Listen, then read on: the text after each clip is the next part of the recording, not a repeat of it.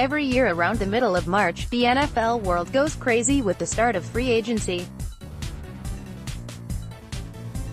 Teams and their fans get caught up in the idea of making those one or two big signings that could change the fortunes of their franchise. But does history show that these high-priced free agent deals really lead to more wins?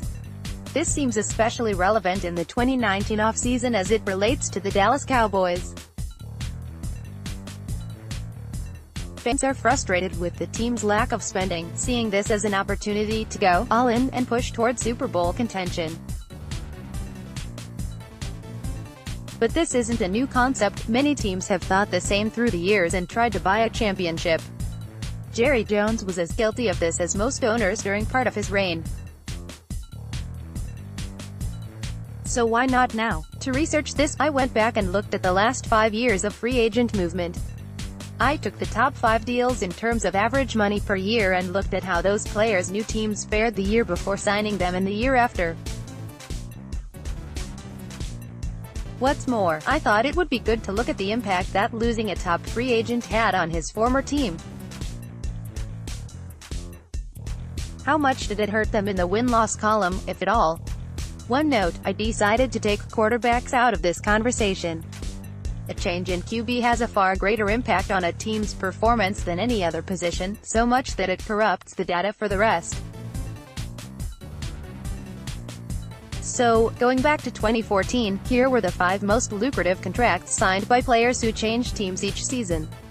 CB Darrelle Revis 2014 CB Darrelle Revis, TB Tanay 1 year, $12 million to DeMarcus Ware, to Den 3 years, $30 million CB Aqib Talib, Nate Den 6 years, $57 million S. Jarris Bird, BUF Tano, 6 years, $54 million OT Brendan Albert, KC Demia, 5 years, $47 million. The Patriots and Broncos were already good before these acquisitions.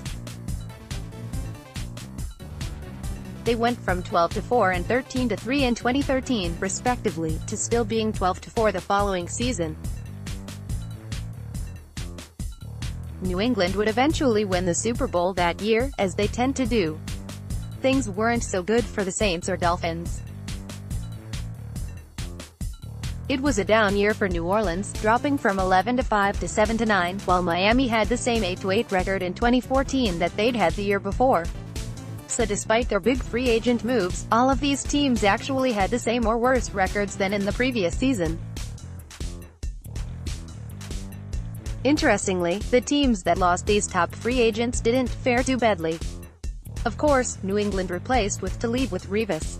As we'll see elsewhere, the Patriots are an unfair measure because they're the best at dealing with personnel changes. But even outside of New England, the Cowboys went from 8-8 to 12-4 and the Bills improved to 9-7 from a 6-10 finish the year before. The Chiefs and Bucs each lost 2 more games than the year before, but overall there was a 4 swing-in with L records for these clubs. This is just one season, but you start to get the idea. Big free agent additions didn't help the new teams much, and losing those players didn't seem to hurt their old teams either. DT Ndamukong Suh 2015 DT Ndamukong Suh, Detimia, 6 years, $114 million CB Darrelle Revis, Nate NYJ, 5 years, $70 million to Greg Hardy, Carter Dahl, 1 year, $11 million WR Jeremy Maclin, FIDA KC, 5 years, $55 million Tay Julius Thomas, Jack, 5 years, $46 million for one of the biggest deals in NFL history. Suh's move from the Lions to the Dolphins hurt his old team, but it nothing for the new one. Detroit dropped from 11-5 to 7-9, but the Dolphins actually won 2 fewer games in 2015 than the year before. This illustrates another key point here. Outside of the QB position, it's hard for any one player to change the landscape of a franchise. A middling team like Miami is probably going to keep right on middling, even with a record-breaking deal for a top defensive player. Elsewhere, Revis went to the Jets and helped spark a major improvement. New York went from 4-12 to 10-6 in 2015 and Darrelle went back to the Pro Bowl. For 1 year, at least, the big move paid off. Greg Hardy's 1 year in Dallas was hardly worth the trouble, even though he was a solid player on the field. The Cowboys dropped to 4-12 because of a Tony Romo injury, but Hardy was reportedly a locker room problem for some of their younger players. Still, Romo's absence skews everything here. More interesting is that Hardy's old team, the Panthers, made a huge leap from 7 wins in 2014 to an incredible 15-1 season and Super Bowl appearance. Greg had only played 1 game in 2014 because his domestic violence issues, but it still goes to show how teams can quickly recover from even huge personnel changes. The last 2 deals were both ripples in the pond. Philly went from 10-6 to 7-9 without Jeremy Maclin, and the Chiefs improved from 9 wins to 11 with him. Julius Thomas's old team, the Broncos, stayed steady at 12-4, while his new team, Jacksonville, went from 3-13 to just 5-11. The big takeaway, here's Sue, one of the most expensive free agents ever, having zero positive impact on his new team. Miami still had Joe Philbin at coach and Ryan Tannehill at QB, and they were basically the same team as the year before. LB Olivier Vernon 2016 LB Olivier Vernon, Mia NYG, 5 years, $85 million CB Josh Norman, Carter was 5 years, $75 million DT Malik Jackson, Dendajack 6 years, $85 million CB Janoris Jenkins, Lard NYG, 5 years, $62 million G Colechios MLA, Balta Oak, 5 years, $59 million Vernon's move helped improve the Giants from 6-10 to 11-5. However, with only 8.5 sacks, you could still argue that New York didn't get what they'd paid for. That is further evidenced by the fact that they just traded him away to Cleveland this offseason. What's more, the Dolphins weren't hurt by his departure. Miami went from 6-10 to 10-5 that year without Vernon. How about Josh Norman's move? Washington saw virtually no movement in their record, 9-7 in 2015 and 8-7-1 the next season. However, the Panthers fell from grace without Norman as they dropped from their huge 15-1 season to just 6-10. Malik Jackson didn't help the Jaguars, either. They were 5-12 the year before and 3-13 after adding him. Even with a change of head coach in 2016, they still had Blake Bortles as the QB. As we've illustrated here several times already, it's hard to make up for that with any other moves. Janoris Jenkins was also part of that improved Giants team we discussed. His previous team, the Rams, also floundered without him. But that had a lot more to do with a QB controversy between Case Keenum and Jared Goff and the increasing ineptitude of Jeff Fisher, who was fired as coach before the end of the year. Colechios MLA was part of the strong Raiders team in 2016 that went 12-4, up 5 wins from the previous season. But his previous team in Baltimore also improved, going from 5-11 to an 8-8 record. DeColay Campbell 2017 DeColay Campbell, Ari DeJack, 4 years, $60 million CBAJ. Bowie, Hudajak, 5 years, $68 million OT Russell Okun, Dentalak, 4 years, $53 million CB Stephon Gilmore, BUF Tanae, 5 years, $65 million G Kevin Zeidler, Sintaklee, 5 years, $60 million The Jaguars definitely went big here, giving out the 2 largest contracts to acquire new talent. And in this case you can't dispute the results. Jacksonville went from 3-13 to 10-6 and looked like a whole new team. Everything went right for the Jags that season. Drafting Leonard Fournette boosted the offense and helped stabilize Bortles' performance.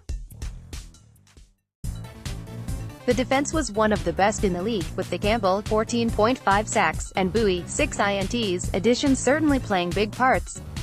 As for their old teams, Arizona went fairly unchanged after Campbell's departure. They were 7-8-1 the year before and 8-8 without him. The Texans dropped from 9-7 to 4-12 after losing Bowie, but that had way more to do with QB Deshaun Watson's injury. The Chargers saw an uptick after adding Okun, winning 4 more games in 2017.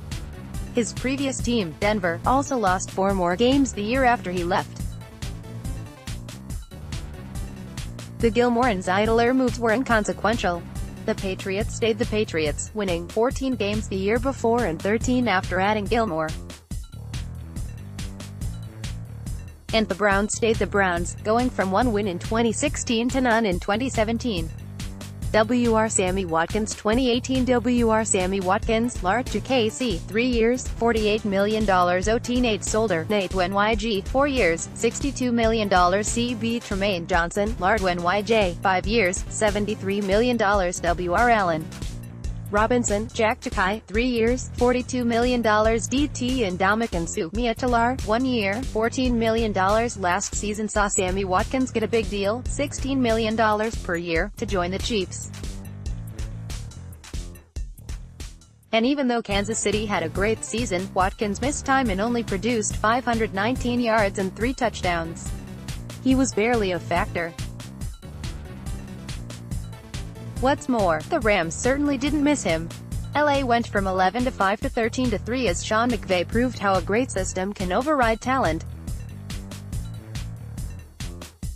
On paper, Robert Woods should never be a more productive player than Sammy Watkins. Nate Solder went to join the Giants on their misguided Eli Manning retirement tour and they kept right on losing at 5-11. Same for Tremaine Johnson, who went to the Jets only to help them go 4-12. Bad teams stayed bad. Allen Robinson didn't put up huge numbers but was a solid participant in the resurrection of the Chicago Bears. They jumped from 5-11 to 12-4, with a change in head coach and offensive coordinator having a lot to do with it. The trade for Khalil Mack didn't hurt, either. Just halfway into his historic deal with Miami, Ndamukong Suh got cut and jumped on the Rams bandwagon. He was an effective wingman for Aaron Donald and helped get them to the Super Bowl last year. So what are the major takeaways from all of this? The biggest, to me, is the reality that big money spent on anyone who doesn't play quarterback doesn't seem to be worth it. We saw numerous instances where bad teams stayed bad and good teams stayed good, and this win and win-loss records compared to money spent just doesn't add up. Over 5 years, these teams who spent big in free agency won a net total of 24.5 more games than they had the year before. Adjusting for duplicates, that averages out to just around 1 win per team per season. Tens of millions of dollars spent, and salary cap space used, all for 1 extra win? How do you like that math? Again, some of this evidence is skewed by other factors. Greg Hardy might have been a big addition in Dallas if they hadn't lost Tony Romo the same year. Perhaps Sammy Watkins would have had a much bigger year with the Chiefs if he hadn't been hurt, but even his per-game stats weren't great. But the net results here are not kind for the notion that free agency is where teams are built and improved. Perhaps even more damning is how the team who lost these marquee players went fairly unchanged, or even improved at times, without them. Dallas Cowboys. Did DeMarcus Lawrence consider the dilemma that the Dallas Cowboys face with DeMarcus Lawrence? He wants to be paid like a Khalil Mack or Von Miller, and he has a good case for it with the last 2 seasons of work. But will allowing Tank to consume that much of the salary cap really help Dallas win? Many are scared by the idea of losing Lawrence because we've seen, very recently, what this defense looks like without a pass rush. But what else could the Cowboys do with $20 million this year? Getting 10 to 15 sacks from a couple of guys is as good as getting them from one.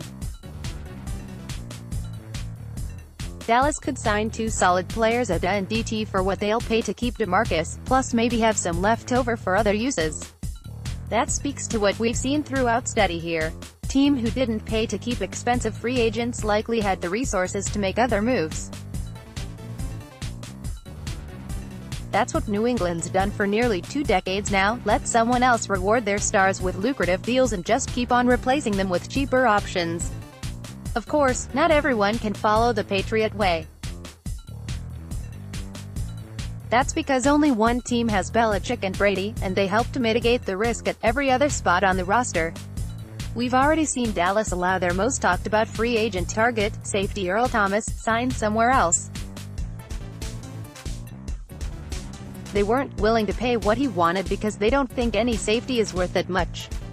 The market dictates price, and usually at least one team is willing to pay it. Baltimore clearly decided that Thomas was worth that contract even if Dallas didn't. Will market price, which now has DeMarcus Lawrence looking for around $20 million a year, lead to the end of his Cowboys career? It could, and perhaps we'll look back on this offseason with a lot of regret. But history says that paying the big money doesn't lead to big results.